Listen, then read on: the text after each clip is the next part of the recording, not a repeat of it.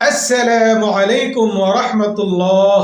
আমার প্রিয় ভাই ও বোনেরা, আজকে আমি আপনাদেরকে এমন একটি দোয়া আপনাদেরকে বলবো, যে দোয়াটা মানুষ ভুলে গেছে, অথচ আল্লাহ রাব্বুল আলামিন সবচেয়ে বেশি পছন্দ করেন। এই দোয়া যদি কোনো ব্যক্তি একবার তার জবানে, একবার তার মুখ দিয়ে উচ্চারণ করে ফেলে, আল্লাহ রাব্বুল আলামিন লজ্জা পান ওই ব্যক্তিকে খালি হাতে ফিরিয়ে দিতে। সুবহানাল্লাহ। আমার প্রিয় দ্বীনী ভাই বোনেরা, আজকের এই ছোট্ট সহজ দোয়াটি হয়তো আপনার গোটা জীবন বদলে দিতে পারে। আপনার চাওয়া পাওয়াগুলো কবুল হবে। আল্লাহ রাব্বুল আলামিনের কাছে আপনি জীবনে যা চাইবেন তাই কবুল করানোর মতো ছোট্ট একটি সহজ দোয়া নিয়ে আপনাদের মাঝে উপস্থিত হয়েছি। অতএব আজকের এই মুবারক ভিডিওটি শুরু থেকে একদম শেষ পর্যন্ত দেখবেন।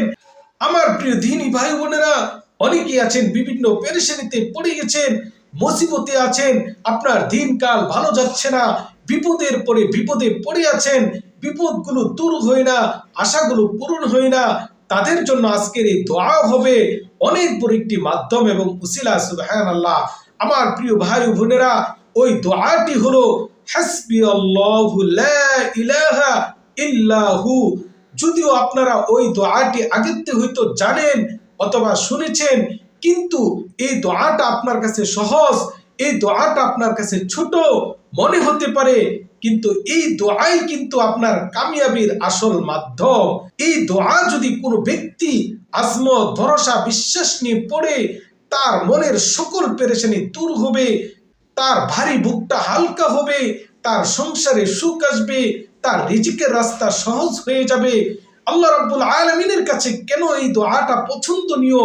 হাসবি আল্লাহ মানে হলো আল্লাহ সব কিছুর জন্য, আল্লাহ রাব্বুল আলামিন আমার জন্য যথেষ্ট। সুবহানাল্লাহ। আমার প্রিয় দ্বীনী ভাই বোনেরা, এই দোয়ার আমল কিভাবে করবেন, কখন করবেন, কোন কোন মাকসাদকে সামনে নিয়ে করবেন, আমি বিস্তারিতভাবে আপনাদেরকে বলছি। 1 নাম্বার, মাগরিবের আগে আপনি 33 বার এই দোয়াখানা জপবেন।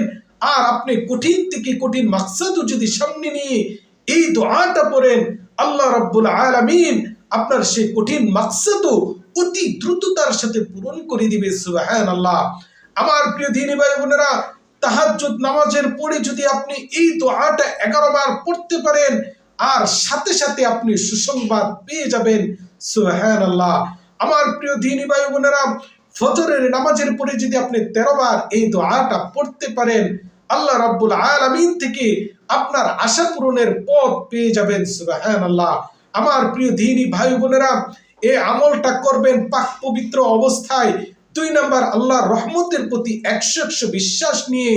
3 নাম্বার, আপনি যখন এই দোয়াটা করবেন, আগে 3 বার দুরূদ শরীফ এবং দোয়াটা পড়ার পরে আবার 3 বার দুরূদ শরীফ পড়বেন।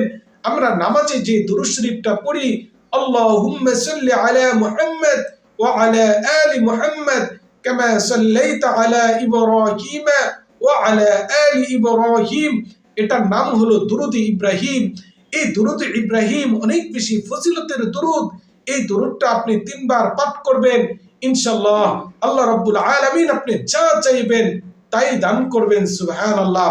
আমার প্রিয় দ্বীনী ভাই বোনেরা, এই আমল কতদিন করবেন? যতদিন আপনার আশা পূরণ না হবে ততদিন আপনি আমলটা চালিয়ে যাবেন। আল্লাহ রাব্বুল আলামিন অবশ্যই আপনার সুসংবাদ অতি দ্রুত সুখবর পেয়ে যাবেন। আল্লাহ রাব্বুল আলামিন সকলকে আমল করার তৌফিক দান করুন। ওয়া আখিরু দাওয়ানা আলহামদুলিল্লাহি রাব্বিল আলামিন।